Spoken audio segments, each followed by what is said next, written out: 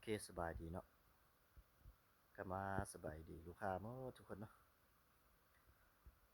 ก็ได้หลายมื้อแล้วเนาะบ่ได้มารีวิวเครื่องส่งรุ่นนี้นะมื้อนี้ก็พอว่างเนาะหากระสั่งมาฮอดหาประกอบแล้วเนาะก็มารีวิวให้ลูกค้าทุกคนได้เบิ่งเนาะเพื่อลูกค้าผู้ใดที่สนใจก็สามารถติดต่อเข้ามาหาได้เด้อเครื่องแม่นยังมีพร้อมส่งเนาะเครื่องของร้านเฮามีพร้อมส่งอันนี้จะเป็น MC เนาะใส่เว้า Z1000 เด้อตัวนี้กล้อง Recovery ตัวนี้จะเป็นเส้นเล็งมันจะเป็นไม้บวงเนาะเต็มมันมีตัวเลขเด้อเขาอัปเกรดใหม่เนาะนี่ขนาดก็จะเป็น3 3 ลบ 12 คูณ 42เนาะตัวนี้ปรับหลาได้เนาะมีไฟเล่นๆเนาะตัวนี้ใส่วาล์ว Z1000 ปี2025เนาะทางอะลูเนาะอันนี้จะเป็นทางอลูมิเนียมเราจะเป็นเราอินโดเนาะเราเล็กเด้อ12เกี่ยว10เกี่ยวแบบนี้เนาะเรายาว40เด้อตัวนี้เรายาว40ไทยพับได้เนาะ MC งามๆเนาะเวลาผู้ใดที่อยากได้ใส่เบาปรับในปรับนอกก็ได้เนาะ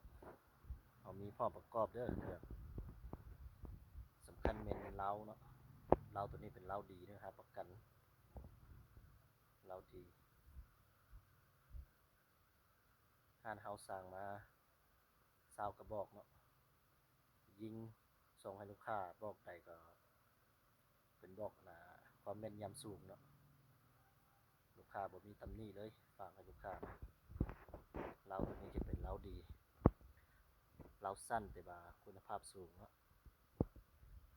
เครื่องเขามีเก็บปลายทางมาแต่ว่า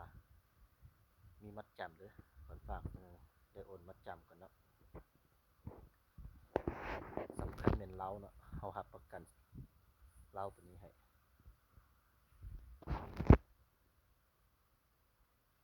ถือว่าเล้าตัวนี้เป็นเล้าดี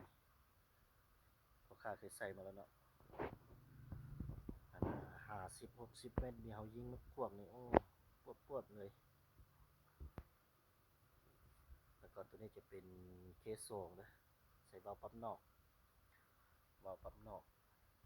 ทางก็จะเป็นทางอลูมิเนียมเนาะตัวนี้ขนาด 0.45 ตัวนี้ขนาด 0.42เด้อกล้องก็เป็นกล้อง Recovery คือกันเนาะรุ่นเดียวกัน2รุ่นเนี่ยแต่ว่าตัวนี้ใส่วาล์วปั๊มนอกอันนี้ใส่วาล์วปั๊มในอันนี้ MC อันนี้เคส2แล้วเล้ากันเดียวกันเล้าเล็กเด้อตัวนี้10เกี่ยวเนาะอันนี้12เกี่ยวอันนี้10เกี่ยวยาว40คือกันคันว่าลูกค้าผู้ใดเนาะที่สนใจก็สามารถติดต่อเข้ามาหาได้เลยเครื่องแม่นยังมีพร้อมส่งเนาะอันนี้ก็ใส่เล้าดีคือกันคุณภาพสูงนะเล้าตัวนี้โอเคคันว่าลูกค้าผู้ใดเนาะที่สนใจก็สามารถติดต่อเข้ามาหาได้เด้อเครื่องแม่นยังมีพร้อมส่งเนาะ